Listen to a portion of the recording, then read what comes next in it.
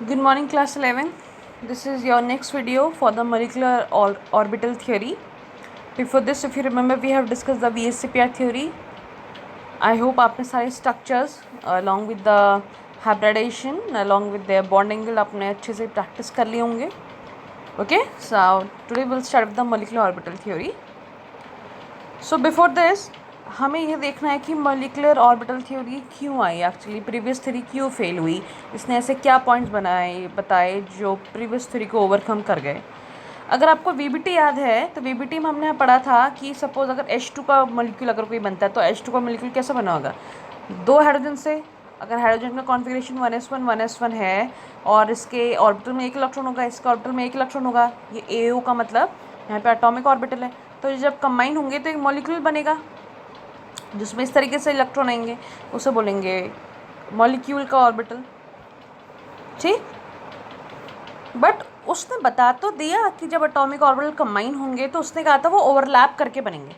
यानी वीबीटी ने जब थ्योरी बताई तो उसने कहा कि दो एटॉमिक ऑर्बिटल जब कंबाइन होते हैं तो जो नया ऑर्बिटल बनेगा वो उन दोनों की ओवरलैपिंग से बनेगा. ठीक, बट ऐसा नहीं होता है. इसी को समझाने के लिए एमओटी आई. एमओटी ने कहा कि जब ये दोनों एटॉमिक ऑर्बिटल जब कंबाइन होंगे तो दो नए सेट बनेंगे मॉलिक्यूलर ऑर्बिटल के लिए. ठीक, सेकंड थिंग, वीबीटी ने कभी भी मॉलिक्यूलर ऑर्बिटल के बारे में नहीं बताया. उसने उनका मैग्नेटिक नेचर नहीं बताया किसी भी मॉलिक्यूल का. जैसे O2 की बात करें तो O2 डायमैग्नेटिक वीबीटी के अकॉर्डिंग था. वीबीटी के अकॉर्डिंग O2 क्या था, डायमैग्नेटिक. डायमैग्नेटिक का मतलब होता है बेटा जो इजीली रिपेल कर जाए मैग्नेटिक फील्ड से. ठीक, बट जब हमने एमओटी पढ़ी एक्सपेरिमेंटली जो प्रूफ हुआ वो ये था कि O2 तो पैरामैग्नेटिक है क्योंकि वो अट्रैक्ट हो रहा था मैग्नेटिक फील्ड के अकॉर्डिंग. यानी ये भी इसके एजम्पशन गलत हो गए. नेक्स्ट, वीबीटी स्टेबिलिटी नहीं बता पाया, स्टेबिलिटी की कोई एटम कितना स्टेबल है या नहीं. ठीक, तो इसी सब को हम डिस्कस करने के लिए हम नेक्स्ट थ्योरी पढ़ेंगे, दैट इज एमओटी. तो एमओटी में क्या होता है, मॉलिक्यूलर ऑर्बिटल थ्योरी में एक तो एटम्स की बात करते हैं और जब एटम्स आपस में कंबाइन होते हैं या एटॉमिक ऑर्बिटल जब कंबाइन होंगे तो वो क्या बनेंगे, मॉलिक्यूलर ऑर्बिटल एमओ बनेंगे. फॉर एग्जांपल अगर हम किसी का एटॉमिक ऑर्बिटल जब हम कॉन्फिगरेशन करते हैं तो कैसे करते हैं, 1s 2s और 2p, फिर 3s, तो 2p के 3 ऑर्बिटल होते हैं, px py pz. पर मॉलिक्यूलर ऑर्बिटल में जो हम कॉन्फिगरेशन करेंगे बेटा वो हम सिग्मा और पाई के कॉन्सेप्ट में करेंगे. ठीक, दूसरी चीज़ उसने कहा था कि जो number of molecular orbital formed होते हैं, यानी जो भी मॉलिक्यूलर ऑर्बिटल बने होंगे वो कैसे बने होंगे, जब एटॉमिक ऑर्बिटल आपस में कंबाइन हुए होंगे. ओके, नेक्स्ट इसने कहा था मॉलिक्यूलर ऑर्बिटल थ्योरी ने कि जब भी कोई दो एटॉमिक ऑर्बिटल कंबाइन होते हैं तो दो नए सेट बनते हैं. ठीक, और कंबाइन होने का भी दो तरीके हैं. लेकिन मैं ये नहीं कह रही हूँ ऐड हो रहे हैं, आप ध्यान दीजिए, मैं कह रही हूँ कंबाइन. तो कंबाइन होने के दो तरीके हैं, या तो ऐड हो जाए या सब्ट्रैक्ट हो जाए. तो यानी या तो कंस्ट्रक्टिव हो जाए या तो डिस्ट्रक्टिव हो जाए. यानी जब अगर एटॉमिक ऑर्बिटल कंबाइन होंगे, कंस्ट्रक्ट होंगे, तो जो ऑर्बिटल बनेगा वो होगा बॉन्डिंग मॉलिक्यूलर ऑर्बिटल. और अगर दो ऑर्बिटल आपस में डिस्ट्रक्ट हो गए, नेगेटिव सब्ट्रैक्ट हो गए, तो बनेगा एंटी बॉन्डिंग मॉलिक्यूलर ऑर्बिटल. ठीक, अब इन दोनों में डिफरेंस क्या होता है मैं बताती हूँ. बॉन्डिंग मॉलिक्यूलर ऑर्बिटल की एनर्जी हमेशा बहुत कम होती है, तो स्टेबिलिटी बहुत ज़्यादा, क्योंकि जितने भी स्टेबल कंपाउंड होते हैं उनकी एनर्जी कम होती है ना. मैंने आपको बताया कि कोई भी एलिमेंट, कोई भी मॉलिक्यूल क्या करता है, अपने लीस्ट एनर्जी में रहने की कोशिश करता है, यानी मैक्सिमम स्टेबिलिटी. पर एंटी बॉन्डिंग के क्या होता है, वो अनस्टेबल होते हैं तो एनर्जी हाई. अब एनर्जी हाई मतलब अगर ये दोनों अगर आपस में कंबाइन हुए तो जो ऊपर वाला ऑर्बिटल होगा वो कैसा होगा, एंटी बॉन्डिंग, और नीचे वाला कैसा होगा, बॉन्डिंग. ठीक, नेक्स्ट पॉइंट है कि जो एटॉमिक ऑर्बिटल कंबाइन होते हैं they must have the same और nearly same energies and shape also. Suppose S का ऑर्बिटल कंबाइन होगा, px और ps का होगा, py का होगा. तो कॉम्बिनेशन का तरीका क्या है, जैसे 1s और 1s का कंबाइन हो रहा है तो कुछ इस तरीके से होगा. इसे बोलते हैं हम बॉन्डिंग मॉलिक्यूलर ऑर्बिटल. पर 1s और 1s का अगर डिस्ट्रक्ट होगा, सब्ट्रैक्ट हो गया, तो ये लोब में गैप आ जाएगा बीच में. अगर आप देख रहे हैं तो इस गैप को बोलते हैं नोडल प्लेन, क्योंकि नोडल प्लेन का मतलब होता है बेटा जहाँ पे इलेक्ट्रॉन की फाइंडिंग की प्रोबेबिलिटी बिल्कुल ज़ीरो होती है. ठीक, तो जब ऐड होता है तो उसको बोलेंगे सिग्मा 1s, जब वो सब्ट्रैक्ट होंगे तो उसको बोलेंगे सिग्मा एस्ट्रिक 1s. यानी जब जो बॉन्डिंग मॉलिक्यूलर ऑर्बिटल है अगर उसमें पहला वाला एस का ऑर्बिटल कंबाइन होता है उसे बोलते हैं सिग्मा 1s, और इसमें अगर जो कंबाइन, इसमें जो सब्ट्रैक्ट हो रहा है उसको बोलते हैं sigma star 1s anti bonding में. ठीक है, चलिए अब नेक्स्ट क्वेश्चन इज कि हम कैसे निकालेंगे, how to do the electronic configuration of the molecule. For example oxygen का अगर हम करें तो ऑक्सीजन का हम अभी तक कैसे करते थे, एटॉमिक नंबर होता था उसका 8, ये हम करते थे 1s2 2s2 2p4। पर हम ऑक्सीजन की जगह मैं कहूँ कि O2 का निकालो, O2 में तो 16 इलेक्ट्रॉन होते हैं, अब कैसे निकालेंगे। तो इसी को बताने के लिए मॉलिक्यूलर ऑर्बिटल थियरी आई थी, और ये थियरी वैसे ही इलेक्ट्रॉनिक कॉन्फ़िगरेशन करने में वही रूल यूज़ करेंगे जो हम पहले करते थे, यानी हम एबॉव प्रिंसिपल यूज़ करेंगे। यानी पहले हम किस में भरेंगे, जिसकी एनर्जी कम है पहले बॉन्डिंग में भरेंगे, फिर एंटी बॉन्डिंग में भरेंगे जो कि ऊपर होता है। हम पॉलिस एक्सक्लूजन प्रिंसिपल भी फॉलो करेंगे, हम हुन्स रूल भी फॉलो करेंगे, यानी हम पहले कोशिश करेंगे कि पहले के सारे क्या हो, जिनकी एनर्जी सेम है वो हाफ फिल्ड हो जाए, फिर पेयरिंग हो। पर वो इस कॉन्सेप्ट नहीं होगा, इस कॉन्सेप्ट में होगा, ये हम देखेंगे थोड़ी देर में। यहाँ पे लेकिन एक चीज़ ध्यान रखना कि n+l रूल फॉलो नहीं होता, क्योंकि कोई क्वांटम नंबर का कॉन्सेप्ट नहीं है। दूसरा, ये एक्सपेरिमेंटली डाटा प्रूव्ड होता है। ठीक, चलिए अब बात करते हैं इसके इलेक्ट्रॉनिक कॉन्फ़िगरेशन की। अब इलेक्ट्रॉनिक कॉन्फ़िगरेशन बेटा आज जो हम इस वीडियो में हम देखेंगे वो सिर्फ उन्हीं के लिए हम देखेंगे जिनका इलेक्ट्रॉनिक कॉन्फ़िगरेशन में जो इलेक्ट्रॉन है या तो वो 14 हो या 14 से कम हो। प्लीज़ रिमेंबर, या तो 14 इलेक्ट्रॉन हो टोटल में या 14 से कम हो। आज हम सिर्फ उन्हीं के लिए डिस्कस करेंगे। तो जो इलेक्ट्रॉनिक कॉन्फ़िगरेशन है वो इस तरीके से होता है, sigma 1s sigma star 1s, sigma 2s sigma star 2s, पाई 2px पाई 2py, और दोनों की एनर्जी बराबर देखो इक्वल लिखा है। फिर है सिग्मा 2pz, फिर है pi star 2px equal to pi star 2py, फिर सिग्मा स्टार 2pz। ये तो है टोटल में, टोटल इलेक्ट्रॉनिक कॉन्फ़िगरेशन। अच्छा, जो सबसे ज़्यादा मिस्टेक जो बच्चे करते हैं वो करते हैं लिखने में। देखो सिग्मा 1s इस तरीके से लिखते हैं, सिग्मा स्टार 1s इस तरीके से लिखते हैं। ठीक, और अगर उसके आगे की बात करें तो सिग्मा 2s और सिग्मा स्टार 2s भी आप लिख पाएंगे। अब बात करते हैं पाई 2px की, तो बेटा पाई 2px फिर इक्वल पाई 2py इस तरीके से।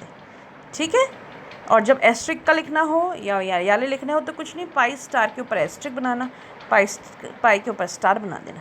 ठीक है, चलिए अब करें इसका इलेक्ट्रॉनिक कॉन्फ़िगरेशन। H2 की बात करते हैं। H2 में इलेक्ट्रॉन कितने होते हैं, 2 इलेक्ट्रॉन होंगे, तो कॉन्फ़िगरेशन होगा सिग्मा 1s2। अच्छा, एक चीज़ और मैं बताना भूल के, इन सब में 2-2 इलेक्ट्रॉन आते हैं मैक्सिमम, इन सब में जो इलेक्ट्रॉन आते हैं वो हमेशा 2-2 आते हैं, 2-2।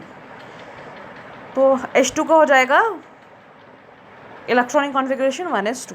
He2 का कहें तो टोटल में 4 इलेक्ट्रॉन होते हैं, तो उसका हो जाएगा 1s2 sigma 1s2 sigma star 1s2। अब मैं H2+ का कहूँ, H2 में तो 2 इलेक्ट्रॉन, H2+ में कितने 1 इलेक्ट्रॉन, तो ये इसका कॉन्फ़िगरेशन क्या हो जाएगा सिग्मा 1s1।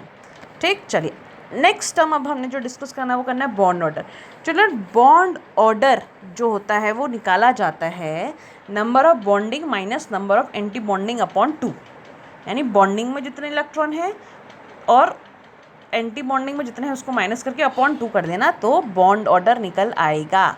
अब बॉन्डिंग के कौन से हैं, देखो जितने भी सिग्मा, ये बॉन्डिंग है सिग्मा 1s सिग्मा 2s, ये और ये बॉन्डिंग है, ये भी बॉन्डिंग है। ठीक, यानी जिसमें स्टार नहीं होता वो बॉन्डिंग के होते हैं, जिसमें स्टार होता है एंटी बॉन्डिंग के होते हैं, बस ऐसे याद रखो। अब बात करते हैं पहले वाले में, H2 में निकालो, तो देखो बॉन्डिंग में कितने इलेक्ट्रॉन है 2, अब एंटी बॉन्डिंग का तो यहाँ कोई है ही नहीं, तो 2 - 0 अपॉन 2 कितना आया बॉन्ड ऑर्डर 1। यहाँ कितना आया देखो, यहाँ आएगा 2 - 2 अपॉन 2 इक्वल्स टू 0, है ना, क्योंकि बॉन्डिंग में भी 2 इलेक्ट्रॉन, एंटी बॉन्डिंग में भी 2। एक चीज़ और, जिस किसी का भी बॉन्ड ऑर्डर 0 आता है वो एग्जिस्ट नहीं करता। हीलियम देखो He2 एग्जिस्ट नहीं करता, हीलियम एग्जिस्ट करता है, हीलियम की गैस He के फॉर्म में एग्जिस्ट करती है, He2 कुछ होता ही नहीं है।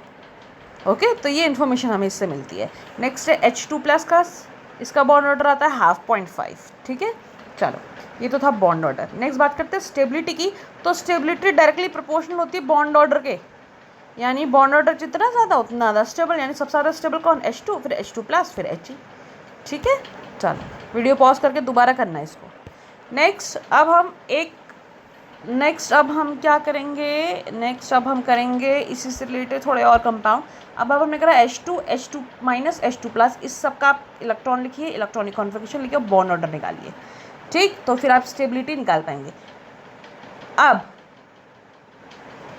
एक नोट, कभी भी किसी का बॉन्ड ऑर्डर अगर सेम आ जाए तो हम स्टेबिलिटी निकालने के लिए चेक करेंगे कि किसके एंटी बॉन्डिंग में इलेक्ट्रॉन कम है। ठीक ठीक, यानी वो क्या होगा, कम स्टेबल होगा। अब जैसे यहाँ देखो H2+ में तो एंटी बॉन्डिंग में है ही नहीं, तो H2+ क्या है, वो क्या होगा, ज़्यादा स्टेबल होगा, मतलब कम नहीं ज़्यादा स्टेबल होगा। ठीक, तो स्टेबिलिटी ऑर्डर हो जाएगा H2+ और H2 नेगेटिव। ठीक है, अब बॉन्ड लेंथ, अब एक नया कॉन्सेप्ट है देखो, बॉन्ड लेंथ। बॉन्ड लेंथ हमेशा बेटा इन्वर्सली प्रोपोर्शनल होती है बॉन्ड ऑर्डर के, तो बॉन्ड ऑर्डर जितना ज़्यादा बॉन्ड लेंथ उतनी कम, स्टेबिलिटी जितनी ज़्यादा बॉन्ड ऑर्डर भी उतना ज़्यादा। ठीक है, चलो नेक्स्ट कॉन्सेप्ट है हमारा इसी में, वो है मैग्नेटिक नेचर। मैग्नेटिक नेचर दो टाइप के होते हैं, मैंने आपको बताया था ना, एमओटी में मैग्नेटिक नेचर भी बताती है, जो वीबीटी नहीं बता पाई थी। तो मैग्नेटिक नेचर जो है वो दो टाइप के होते हैं, एक होता है पैरामैग्नेटिक, होता है डायमैग्नेटिक। पैरामैग्नेटिक मतलब होता है जो मैग्नेटिक फील्ड में अट्रैक्ट हो जाते हैं ऐसे मॉलिक्यूल, और डायमैग्नेटिक वो होते हैं जो मैग्नेटिक फील्ड में रिपेल हो जाते हैं। यानी कुल मिला के ये कह सकते हैं कि पैरामैग्नेटिक में अनपेयर्ड इलेक्ट्रॉन होते हैं या डायमैग्नेटिक में पेयर्ड इलेक्ट्रॉन होता है। अब आप इसको कैसे पता करेंगे कि कौन सा मॉलिक्यूल अनपेयर्ड है या पेयर्ड है, डाया है या पैरा है? आपको कुछ नहीं करना है, आपको इलेक्ट्रॉनिक कॉन्फ़िगरेशन देखना है, लास्ट में जो लिखा है उसको देखो। लास्ट में अगर उसके ऊपर जिसका हम कॉन्फ़िगरेशन कर रहे हैं, जैसे सिग्मा 1s2 है, अब 1s के ऊपर कितने, अगर 2 हैं, मैक्सिमम कितने आ सकते हैं, 2 आ सकते हैं। अगर 2 है यानी वो पेयर्ड है, तब तो डायमैग्नेटिक। अगर 1 है यानी पैरा। अब खुद ही सोचो, H2 में देखो कितना है, अब देखो इस H2 में कितने हैं, सिग्मा 1s2 यानी 2, ये नहीं किया होगा, पेयर्ड होगा, डायमैग्नेटिक। अब H2 नेगेटिव में देखो कितने लास्ट में है, लास्ट का देखना है सिर्फ, उससे पहले वालों को नहीं देखो। 1s1 1 है ना, यानी अनपेयर्ड यानी पैरा। यहाँ कितना है 1s1 1 यानी लास्ट में यानी पैरा। ठीक, तो ये इन्फॉर्मेशन है जो हमें किसी भी इलेक्ट्रॉनिक कॉन्फ़िगरेशन में मिलती हैं। नेक्स्ट अब आप क्या करिए, नेक्स्ट आप निकालिए Li2 का। देखो लिखने का अभी तक तो जो लिखी थी मैं शॉर्टकट में लिखी थी, अब मैंने बहुत तरीके से लिखा है। Li2 में क्या है देखो 6 इलेक्ट्रॉन है, आप इस तरीके से लिखिए। फिर EC इलेक्ट्रॉनिक कॉन्फ़िगरेशन लिखा है, फिर बॉन्ड ऑर्डर का फॉर्मूला लिखा है, फिर उससे अप्लाई करा, फिर आंसर निकाला है।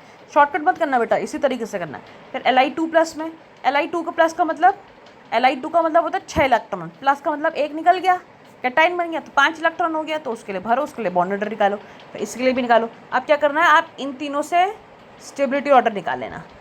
ठीक है, चलो नेक्स्ट है Be2 के लिए निकालो। अब Be2 का जब निकालोगे बॉन्ड ऑर्डर, तुम देखोगे कि इसका बॉन्ड ऑर्डर 0 आ रहा है, तो प्लीज़ रिमेंबर, तो Be2 यानी एग्जिस्ट नहीं करता, बेरिलियम का कोई डायटोमिक स्टेट नहीं होता। फिर B2 का निकालना।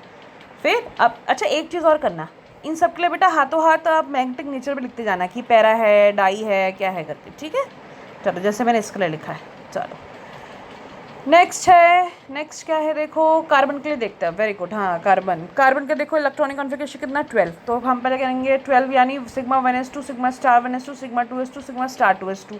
फिर क्या आएगा पाई 2px2 पाई 2py2। क्यों, क्योंकि टोटल में कितने यहाँ, अगर यहाँ को काउंट करो तो ये कितने हो गए, 8 इलेक्ट्रॉन हो गए ना, 2 2 4 2 6 2 8, कितने बचे 4।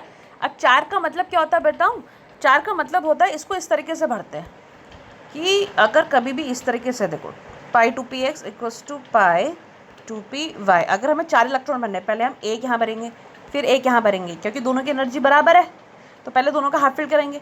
फिर 2 हो गए, 2 और बचे, फिर अब इसमें एक और डालो, तो अभी हो जाएगा 2, अब इसमें एक और डालो, फिर हो जाएगा 2। ठीक है, भरने का तरीका यही होगा।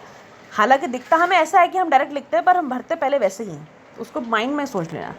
ठीक, चलिए अच्छा एक चीज़ और, अब जितने भी कॉन्फ़िगरेशन कार्बन अगर बात करें तो 12 है, यानी 8 से तो ज़्यादा होगा, तो इस पूरे को हम क्या लिख सकते हैं, एक टर्म हमने दिया के लिख देना, तो इसका मतलब है कि इससे आगे वाला पूरा फुलफिल्ड है। आप चाहे ना लिखो तो ज़्यादा बेटर है।